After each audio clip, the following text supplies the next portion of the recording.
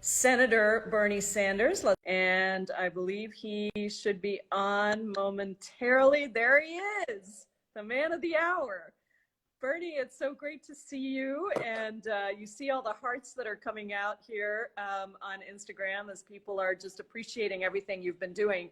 You have been an absolute champion leading the work on the budget resolution in the Senate Budget Committee, where you are the chairman. And so I was hoping that I'm going to lay out the 5 priorities that the Congressional Progressive Caucus in the House, which you formed along with some of your colleagues almost 20 years ago, have laid out, and then ask you to just share with us where things are. So first priority for us, and these aren't in order, but first priority for us is investing in housing, making sure that we've got affordable housing for people across the country, making sure that we are investing in taking on climate change, lowering carbon emissions, and ensuring that we have clean energy standards and a climate civilian corps, and that 40% of our investments in climate go towards frontline communities.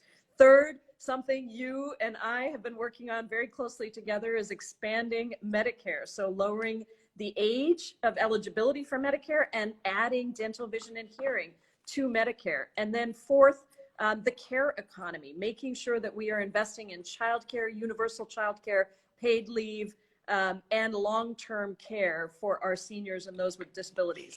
And last but certainly not least is immigration, and making sure that we provide a pathway to citizenship within the reconciliation package for dreamers, TPS holders, farm workers, and essential workers. So Bernie, break it down for us. Tell us where we are. Oh, it looks like we may have lost Bernie. So let's just make sure we add him back in. Hang on, folks. We are, let's see if we can get him back.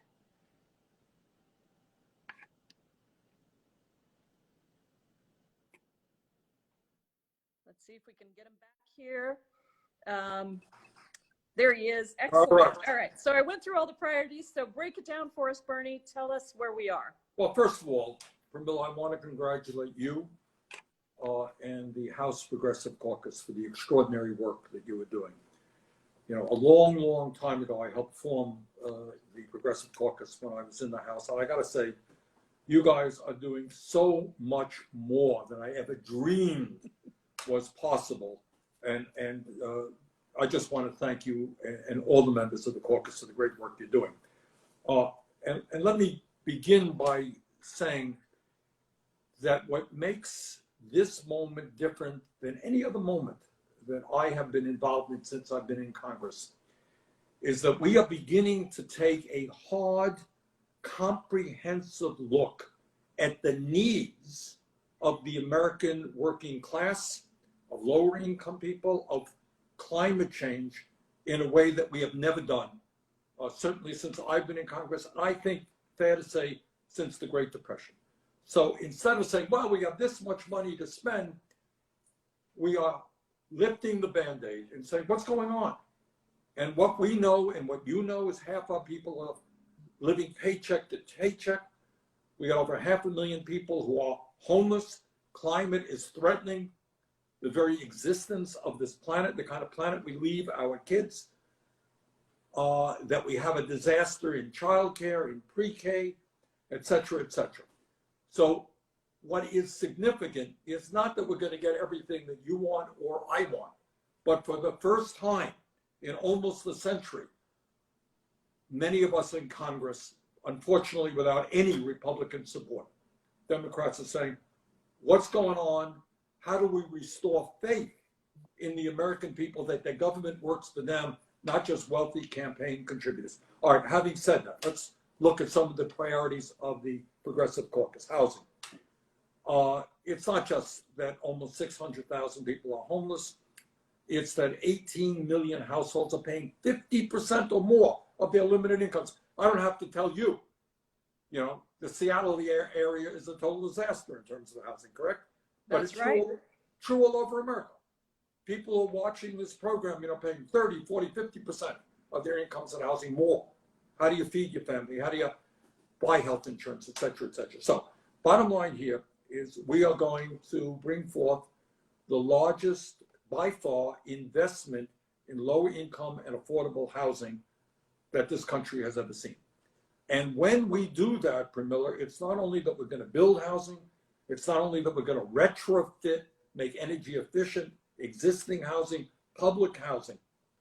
It is that we're going to create a substantial number of decent paying jobs. Underlying all of this is what we are doing is finally the right thing. We're addressing the needs of the American people. And when we do that, we create millions of good paying jobs. So what I want to say to people who are watching this, there is no program that we're talking about that is going to pay less than $15 an hour with decent benefits. All right? So that's terribly important. Climate. Again, you know, coming from the West Coast, I do not have to tell you what the fires, forest fires are about, what the drought is about. In my state of Vermont, we are 3,000 miles away from you. Our air quality is deteriorating because of the particulates in the air coming from Oregon. Can you believe that? And I assume that if it's getting to Vermont, it's getting all across this country. I think you don't have to be a scientist. You don't even have to believe in science. You can see with your eyes what is happening not only in the West Coast, the Midwest, what is happening in Europe. And these are not, people have got to understand, these are not, oh, isn't it terrible? Everything being equal, unless we have, it'll get worse. What you're seeing now will become norm, and it'll only get worse. So we are committed to, again, by far, the largest investment in transforming our energy system away from fossil fuel to energy efficiency and sustainable energy. And a lot of provisions in there. And by the way, still a work in progress. So I can't give you all the details, but one detail I can give you is we will have a civilian climate corps very well funded. I know it's something that you have felt strongly about, Alexandria, others have felt very strongly about. And what excites me about this, Pramila, is that, as you well know, there is an entire generation of young people who feel really strongly about climate. They want the ability to roll up their sleeves and help us transform the energy system. And we're going to allow that to happen. So I'm very excited about that.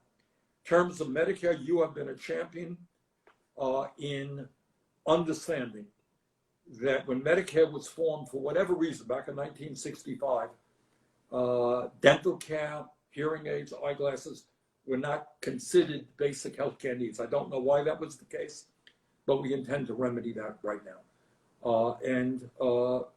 There are so many people out there. I mean, I've seen them, older people with can't chew their food, don't have any teeth in their mouth, can't talk to their grandchildren because they can't hear them. Hearing aids are expensive. We're going to cover those in this bill. Childcare, oh my God. We have a dysfunctional system right now. No one can deny that. In my state of Vermont, I don't know what it is in Washington State, it's about $15,000. So you tell me, if your average family, you're making $40,000, $50,000, $60,000 a year, how the hell do you pay $15,000 for childcare if you are lucky enough to find a decent, you know, in Vermont, before people are pregnant, they're lining up to try to get a slot for childcare. So this is crazy. And I wish I could tell you we could solve this problem tomorrow. We can't, but we're going to invest very heavily. And this is what we are going to address. Number one, the scarcity of facilities. There are not enough childcare facilities. There are not enough childcare workers. Why are there not enough childcare workers? Because we pay them starvation wages. So we're going to raise wages and make childcare a career. It should be considered to be a teaching career, not a McDonald's type profession. And then we are going to also provide significant financial support to parents, because nobody can afford to pay a quarter of their income in childcare. So immigration, very important to me. And I hope everybody appreciates it. I know you are a former immigration lawyer, is that correct? Not a lawyer, Bernie, but worked on it for 20 years, so I feel like a lawyer. Right. And you and I are both the daughter and son of immigrants as well, right? So I'm we an take immigrant this, myself, first generation, born your outside family, and came here at 16. your family came from India, my family came from Poland. And and I think if this pandemic has taught us anything, and the statistics are startling and just, they tell us reality, is that many of our undocumented brothers and sisters have put their lives on the line to keep the economy going. Some have not survived the pandemic, et cetera, et cetera. So we are going to do our best now. Without boring the viewers with all the stuff that we have to deal with in the Senate, we have a reconciliation bill, we have bird rules, we have a whole lot of stuff that we have to do. But I just want to say to everybody, we're going to do our very best to provide a path towards citizenship for millions of undocumented people. So that is kind of what we are doing. And again, I want to thank you and the Progressive Caucus in the House. We would not be where we are today without your great work. Well, I really appreciate that, Bernie. And it's been so great to have the ability to work across the Senate and the House. And then, of course, with the outside movement that has been pushing for all of these things, because we know that the things that you're talking about, the things that we're talking about here for this bill, will change livelihoods and lives. When people wake up in the morning and they know that they have paid leave, which is also something that we're putting into this bill so that families can actually have paid leave, when they know that they have childcare, when they know that they have dental, vision, and hearing. And of course, we're fighting to lower the age of eligibility on Medicare as well. These are all things that fundamentally change how we think about the future. One more thing that's in here, Bernie, that I'm very excited about, that you and I fought for, is also 2 years of free community college. And that is a critical piece as well, because if we're going to create these great green jobs across the country, then we also have to make sure that people have the opportunity to get that higher education. And ultimately, you and I are going to get our full college for all bill. We're going to get and we're going to get Medicare for all as and well. We're going to get Medicare for all. And I think that is the thing I hope people take away from listening to what we're talking about today, is that their action, their organizing around the country, and all of the people who came out to help you in your presidential campaign and to help us build the movement here in the Congressional Progressive Caucus with more progressives than we've ever had, that organizing is what has helped us to get here. And it is a paradigm shift, right, Bernie? Because we're also saying those years where people argued about trickle-down economics and all sorts of phony things where you give people at the top the most, that is completely changed. So tell me about the tax pieces of this too, because there's some tax fairness pieces to try to get Absolutely. the millionaires and the billionaires and the big corporations to pay their fair share. And that also generates a lot of money that helps to pay for these investments. It sure does. And again, your point is the most important point, is that because the American people have begun to stand up and demand a government that works for ordinary people, not the wealthy and the powerful and the lobbyists and the campaign contributors. That is why this is happening. And you know why the Republicans are so nervous and so scared? Because they know that everything that we have talked about right now is extremely popular. And they don't know what to do. Are they going to tell elderly people they should not have dentures? They're going to tell working moms that they should not be able to afford childcare? Tell homeless people that they can't get a decent apartment that they can afford? I don't think so. So what we have done is, in fact, change the paradigm. We are saying that why is it that the richest country in the history of the world, we are not addressing the needs of working families and, of course, the climate crisis. In terms of raising revenue,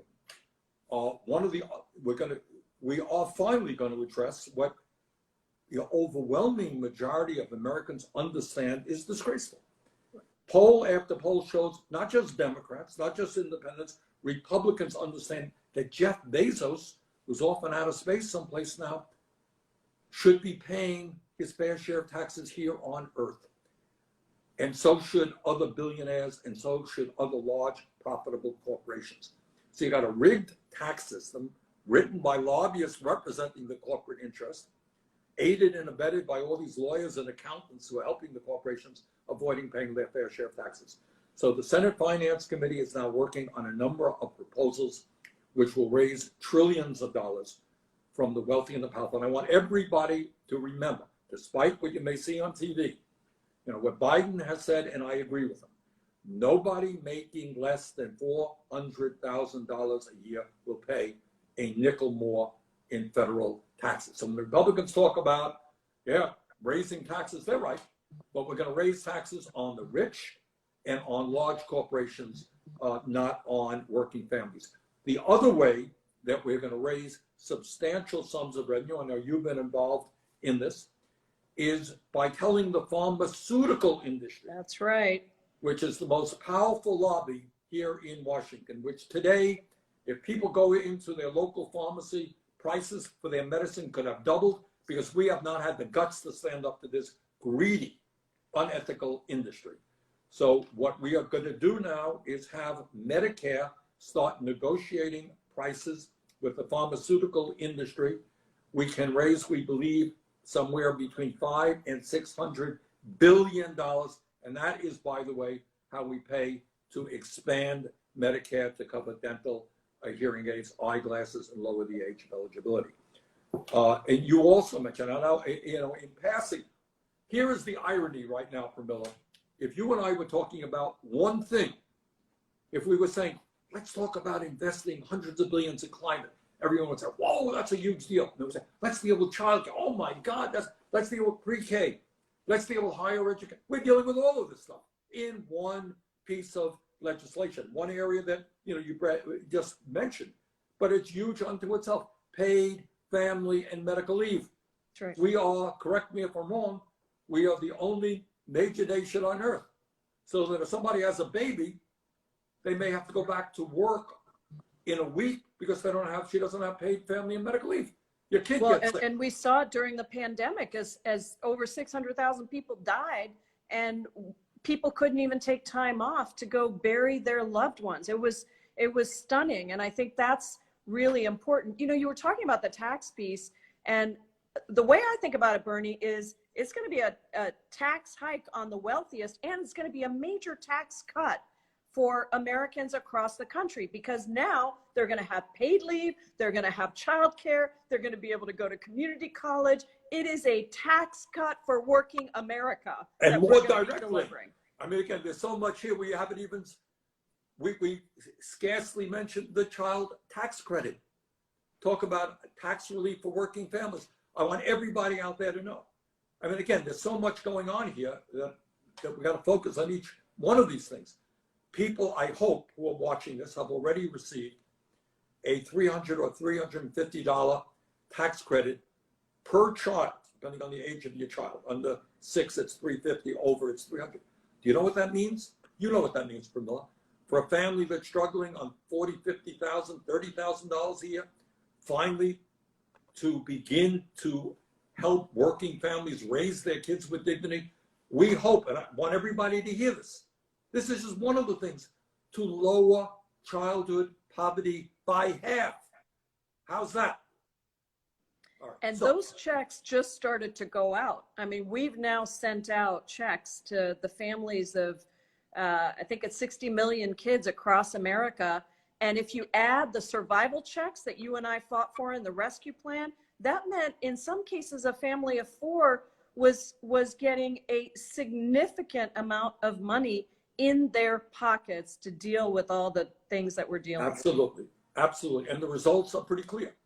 I'm in Vermont now, a year ago, what we were talking about, high unemployment. What we're talking about now? We're talking about worker shortage, which is a better problem to have than, 20% unemployment. Tax revenues are soaring in states and at the federal level.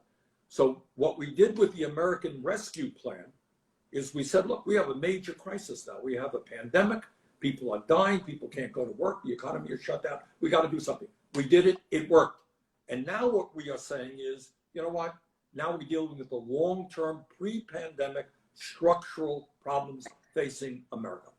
Right. And we're going to do that as well. So, I know out there are people say, well, didn't go far enough on this thing. Well, I wish they would have done that. all I can say is take a deep breath, folks.